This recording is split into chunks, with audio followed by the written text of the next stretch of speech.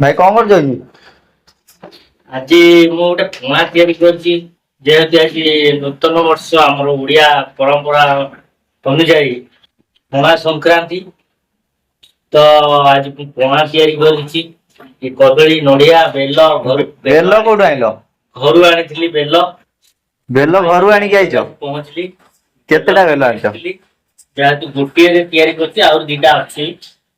ଆଉ ବେଲ ପଣା ତାକୁ ପିଇଲେ ପେଟ ଥଣ୍ଡା ହବ, ସ୍ୱାସ୍ଥ୍ୟ ଭଲ ରହିବ।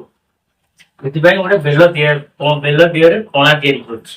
ଦେଖନ୍ତୁ ସାଙ୍ଗମାନେ, ଆମର ବେଲ ପଣା ତିଆରି ହେଇଛି।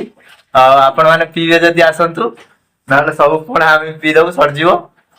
ରାତି ବି ହେଇଗଲାଣି। ନଡିଆ, କଦଳୀ, କଣ କଣ ସବୁ ପଡିଛି? ବେଲ, ନଡିଆ, କଦଳୀ, ଆଉ ଯାଇକି ଥଣ୍ଡା କରିବା ପାଇଁ ଥଣ୍ଡା ପାଣି ବୋତଲଟେ ବି ଆଣିଥିଲି।